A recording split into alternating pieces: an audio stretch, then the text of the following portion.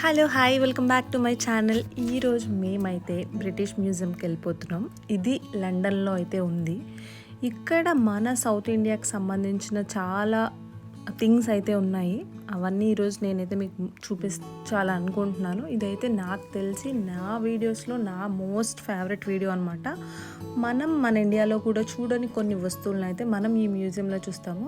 And ఇంకోటి ఏంటంటే, ఈ మ్యూజియంకి వస్తే మనం ప్రపంచమంతా తిరగాల్సిన పని లేదండి. ప్రపంచమంతా ఒకచోటే ఉంటే అది ఎలా ఉంటుందో అదే మ్యూజియం. మనం స్టార్టింగ్ ఎంట్రన్స్లోనే చూసారు కదా, నవగ్రహాలు అనమాట. ఇవి మన ఇండియాలో కూడా ఎప్పుడూ ఇంత పెద్ద నవగ్రహాలు అయితే చూసుండ్రు. నేనైతే చూడలేదు. నాకైతే చూడగానే ఫస్ట్ ఎంట్రన్స్లోనే నవగ్రహాలు కనిపించాయి. చూడండి, ఇవే కాకుండా ఇలాంటి ఇంకా ఇంట్రెస్టింగ్ స్టఫ్ అయితే వీడియోలో ఇంకా చాలా ఉంది. అండ్ ఈ నవగ్రహాలను అయితే ఒరిస్సా నుంచి తీసుకొచ్చారంట. అండ్ అక్కడ చూస్తున్నారు కదా, ఏ ఫ్లోర్లో ఏమున్నాయో మెన్షన్ చేశారు. రూమ్ 33లో అయితే మన ఏషియన్ స్టఫ్ అయితే ఉంది. ఫస్ట్ అయితే నేను ఈ నార్త్ అమెరికా ఇవన్నీ చూపించి ఆ తర్వాత మన ఏషియా అందులో ఏమున్నాయనేది చూపిస్తాను. అండ్ వీడియో అయితే స్కిప్ చేయకుండా చూడండి.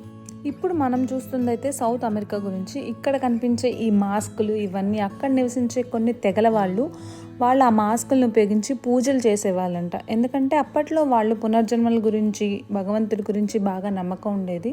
సో వాటి ద్వారా వాళ్ళు పూజలు చేసేవాళ్ళు. ఈ కలెక్షన్ ద్వారా మనకేంటంటే వాళ్ళు ఎలా నమ్మేవాళ్ళు అనేది ఈ కలెక్షన్ ద్వారా అయితే మనం తెలుసుకోవచ్చు.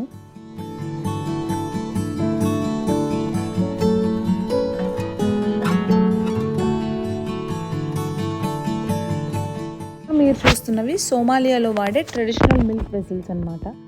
ఆ వెజిల్స్నే దిల్ అని కూడా పిలుస్తారు. ఈ కంటైనర్స్ వచ్చేసి వాళ్ళు క్యామెల్ అండ్ కామిల్కి అయితే స్టోర్ చేసుకోవడానికి యూస్ చేస్తారు. ఈ వెజిల్స్ని వచ్చేసి ఒక స్పెషల్ డిజైన్తో డిజైన్ చేశారట. సో అందువల్ల ఏంటంటే ఆ మిల్క్ అనేది తొందరగా పాడవదంట. ఈ సెక్షన్లో వచ్చేసరికి సౌత్ అమెరికా వాళ్ళు డెత్ని ఎలా డీల్ చేస్తారు, వాళ్ళ ట్రెడిషన్స్ ఎలా ఉంటాయి అనేది ఈ సెక్షన్లో మనమైతే చూడొచ్చు. ఇప్పుడైతే మనం మోస్ట్ ఇంట్రెస్టింగ్ సెక్షన్కి అయితే వచ్చాము. అదే మన సౌత్ ఏషియా. అండ్ వాళ్ళు ఏంటంటే ఇక్కడ ఒక సైడ్ అంతా మన సౌత్ ఏషియా స్టఫ్ అనమాట. ఇక్కడ మన గుంటూరు, అమరావతి ఆ విగ్రహాలు ఉన్నాయి. అండ్ ఇంకొక సైడ్ వచ్చేసి ఈస్ట్ ఏషియన్ స్టఫ్ అయితే వాళ్ళు మొత్తం పొందుపరిచారు. మనం చిన్నప్పుడు మన హిస్టరీ బుక్స్లో చదివాం కదా, బ్రిటిష్ వాళ్ళు వచ్చి చాలా మన సంపదను దోచుకెళ్లారని. అసలు వాళ్ళు ఏమేమి తీసుకెళ్లారు అనేది ఇప్పుడు నేనైతే మీకు ఈ వీడియోలో చూపిస్తాను, చూసేయండి.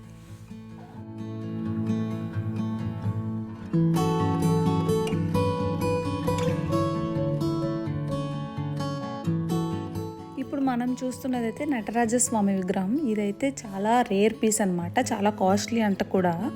ఇది వచ్చేసి వీళ్ళకి తంజావూరు నుంచి అయితే తీసుకొని వచ్చారు. ఇక్కడ కనిపిస్తున్న వస్తువులు అయితే అప్పటి కాలంలో ఉన్న సమాధుల్లో అయితే వీళ్ళకైతే దొరికాయట. అప్పటి కాలంలో సమాధుల్లో ఇలా కుండలు, అప్పుడు వాడే ఇనుము పరికరాలు లైక్ కత్తులు, ఇలాంటి కుండలు ఇవన్నీ కూడా సమాధుల్లో పెట్టి వాళ్ళు సమాధిని పెద్ద పెద్ద స్టోన్స్తో అయితే క్లోజ్ చేసేవాళ్ళంట. సో ఈ వస్తువులన్నీ సమాధుల్లో గోదావరి దగ్గర అయితే వాళ్ళకి దొరికాయట. వాటిని తీసుకొచ్చి వాళ్ళ మ్యూజియంలో అయితే పెట్టుకున్నారు.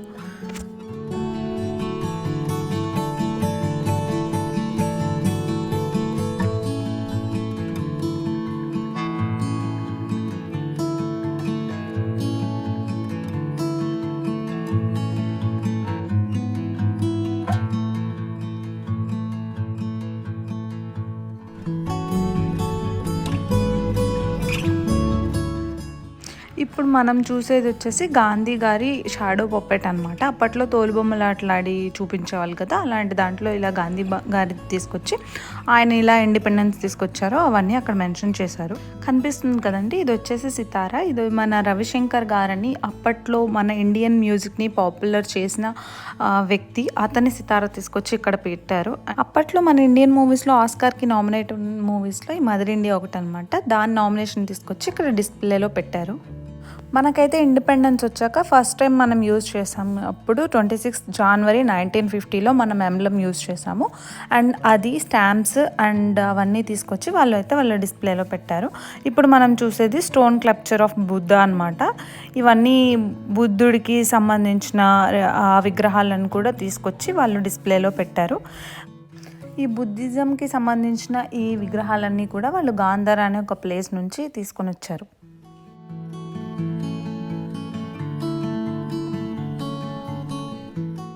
ఇక్కడ మనకు కనిపిస్తుంది అయితే కాళీ అమ్మవారండి, కలకత్తా కాళీ అంటారు కదా, ఆమె విగ్రహం. అండ్ ఇక్కడ కనిపిస్తుంది అయితే పోర్టబుల్ డెస్క్ అండ్ మన పుస్తకాలు అండ్ దేవుడివి వెండి విగ్రహాలు చూడండి, అన్ని దశావతారాలు, అన్ని బొమ్మలు అయితే ఇక్కడ చాలా అందంగా ఉన్నాయి.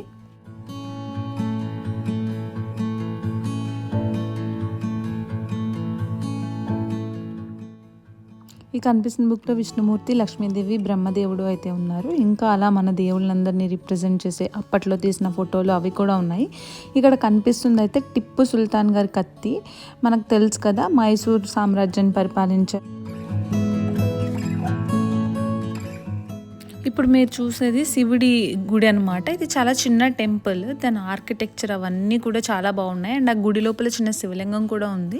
అండ్ కనిపిస్తున్నవి రావణుడు, రాముడు, ఈ విగ్రహాలన్నీ కూడా ఇక్కడ డిస్ప్లేలో ఉన్నాయండి. అంతేకాకుండా చూడండి ఆంజనేయ స్వామిది అయితే ఎంత పెద్ద విగ్రహం ఉందో.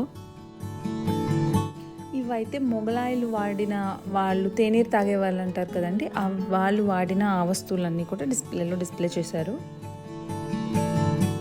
ఇప్పుడు మనం చూస్తుంది ట్రేడ్ అండ్ ఎక్స్చేంజ్ అనమాట. ఇండియా నుంచి టెక్స్టైల్స్ ఎక్స్పోర్ట్ చేయడం అనేది చాలా సెంచరీస్ నుండే జరుగుతుంది.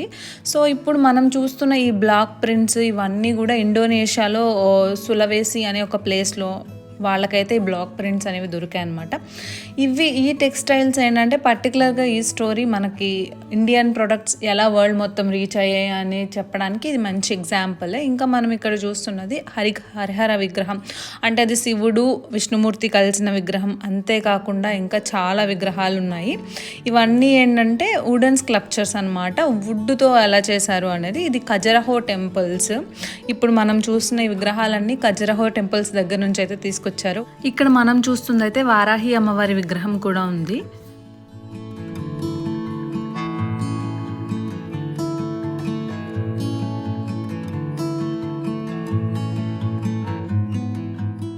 ఇది వచ్చేసి శాండ్ స్టోన్, మత్స్య అవతారం అంటారు కదా, ఆ విగ్రహం అనమాట. అంతేకాకుండా ఎన్నో విగ్రహాలండి మనం చూస్తున్నాం కదా, ఇవన్నీ మన ఇండియన్ ట్రెడిషన్ని చాలా బాగా రిప్రజెంట్ చేస్తాయి, మన ఆర్కిటెక్చర్ని. అందరూ అంటారు యూరోపియన్ ఆర్కిటెక్చర్ చాలా బాగుంటుందని, కానీ మన ఇండియన్ ఆర్కిటెక్చర్ ఒకసారి చూస్తే ఎవరైనా మన ఇండియన్ ఆర్కిటెక్చర్ తర్వాత ఏదైనా అని అంటారు. ఇప్పుడైతే మనం చూస్తుంది విష్ణుమూర్తి విగ్రహం అన్నమాట. అంతేకాకుండా ఇక్కడ రాముడు, లక్ష్మణుడు, ఆ విగ్రహాలు కూడా ఉన్నాయండి. అండ్ వాటితో పాటు మన కాళీ అమ్మవారి విగ్రహం, ఇలా ఎన్నో రకరకాల విగ్రహాలు అయితే ఇక్కడే ఉన్నాయి. మన ఇండియా నుంచి తీసుకొచ్చి వాళ్ళు ఈ మ్యూజియంలో అయితే పొందుపరిచారు.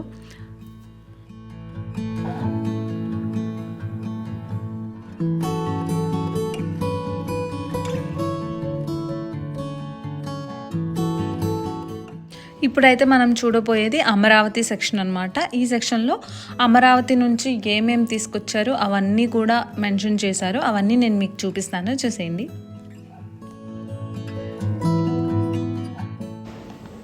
ఇప్పటి వరకు మనం మన ఇండియాకి సంబంధించిన వస్తువుల గురించి చూసాం కదా. ఇప్పుడైతే ఈ సెక్షన్లో చైనాకి సంబంధించిన వస్తువులు అయితే వాళ్ళు పెట్టారనమాట. ఇండియాకి సంబంధించి ఎంత స్టఫ్ ఉందో ఇక్కడ చైనాకి సంబంధించి కూడా అంతే స్టఫ్ ఉంది. కాకపోతే ఇవన్నీ మనకి పెద్దగా తెలియదు కదా. ఇవన్నీ ఏంటంటే చైనీస్ వాళ్ళు యూజ్ చేసే పాత్రలు అవన్నీ కూడా ఇక్కడ పెట్టారు. వాళ్ళు ఎక్కువ చైనా వాళ్ళు ఏంటంటే పింగాణి పాత్రలు అండ్ పింగాణి బొమ్మలు, డ్రాగన్స్ యూజ్ చేసేవాళ్ళు అనమాట. సో నెక్స్ట్ వచ్చేసి ఈజిప్ట్కి సంబంధించిన సెక్షన్కి అయితే వెళ్ళిపోతున్నాము. ఇది అయితే చాలా ఇంట్రెస్టింగ్గా ఉందండి. ఈజిప్ట్కి సంబంధించిన కూడా మనం సినిమాల్లో మమ్మీస్ గురించి చూసేవాళ్ళం కదా. అసలు ఆ మమ్మీఫికేషన్ అనేది ఎలా చేస్తారు, అసలు ఎందుకు చేస్తారు అనేది ఈ సెక్షన్లో అయితే మనం చూడబోతున్నాము, చూసేయండి. అప్పట్లో ఈజిప్ట్ వాళ్ళు ఏంటంటే మనుషులు చనిపోయిన తర్వాత కూడా వాళ్ళ ఆత్మ వేరే లోకంలో వెళ్ళి హ్యాపీగా తిరుగుతుందని నమ్మేవాళ్ళంట. సో అలా తిరగాలంటే వాళ్ళ బాడీ ఎప్పటికీ మంచిగా ఉండాలని, సో వాళ్ళు ఆ బాడీని అలా క్లాత్ అయితే చుట్టేసి అలా జాగ్రత్తగా ఉంచేవాళ్ళు, బాడీ పాడవకుండా. సుమారుగా 2500 BC కాలంలో అయితే ఇలా చేసేవాళ్ళంట. అంతకుముందు ఏంటంటే మనిషి కడుపులో ఉన్నప్పుడు ఎలా ఉంటుందో ఆ షేప్లో పెట్టి పాతి పెట్టేవాళ్ళనమాట. అలాంటివి కూడా ఇక్కడ చాలా ఉన్నాయండి. మ్యూజియంలో రియల్ డెడ్ బాడీస్ కూడా ఉన్నాయి. ఇంకోటేంటంటే ఇక్కడ చనిపోయిన మనుషులతో పాటు ఇప్పుడు ఇక్కడ ఏంటంటే ఎక్కువ రాజులు రాణులనే మమ్మీస్ చేసేవాళ్ళంట. ఎందుకంటే ఇది చాలా ఖర్చుతో కూడుకున్న విషయం. సో ఏంటంటే వాళ్ళ దగ్గర ఎక్కువ మనీ ఉంటుంది కాబట్టి వాళ్ళు చనిపోయిన తర్వాత వాళ్ళ ఆర్నమెంట్స్ ఇంకా చాలా గోల్డ్ అండ్ ఇంకొకటి ఏంటంటే వాళ్ళ దగ్గర వర్క్ చేసే వాళ్ళని కూడా చంపేసి వాళ్ళని కూడా పాతి పెట్టేవాళ్ళంట. ఎందుకంటే వీళ్ళు మళ్ళీ బతికొస్తే వీళ్ళతో పాటు వాళ్ళు కూడా వస్తారు, సేమ్ ఇప్పుడు ఎలా ఉన్నారో మళ్ళీ అప్పుడు కూడా అలానే ఉండాలని ఒక ఆశతో వాళ్ళు వాళ్ళ దగ్గర పనిచేసే వాళ్ళని కూడా చంపేసి మమ్మీస్ని చేసేవాళ్ళంట. అంతేకాకుండా వీళ్ళు మనుషుల్నే కాకుండా జంతువుల్ని కూడా మమ్మీస్ చేసేవాళ్ళండి. ఇక్కడ చూస్తే చాలా జంతువుల్ని కూడా మమ్మీస్ చేసినవి ఉన్నాయి. ఈ మమ్మీ స్టోరీస్ అయితే తెలుసుకోవడానికి అయితే చాలా ఇంట్రెస్టింగ్గా ఉన్నాయి. అంతేకాకుండా వీళ్ళ సమాధులను తవ్వినప్పుడు చాలా బంగారం అయితే కూడా లభించిందంట. ఎందుకంటే రాజు చనిపోతే రాజుకు సంబంధించిన బంగారం కూడా అందులోనే పాతి పెట్టేవాళ్ళు. అండ్ ఇక్కడ ఈ మ్యూజియంలో ఇక్కడ మనకి కనిపించేవే కాకుండా ఇంకా చాలా రకాల ఇంకా చాలా మమ్మీస్ని అయితే వాళ్ళు తీసుకొచ్చారు. వాటి మీద సంథింగ్ ఏవో చేస్తున్నారంట, రీసెర్చ్ చేస్తున్నారు. కానీ వాటికైతే ఎవరికి ఎంట్రీ అయితే లేదు. అండ్ ఈజిప్ట్ అయిపోయింది. నెక్స్ట్ మనం ఇరాన్ దగ్గరికి అయితే వచ్చేసాము.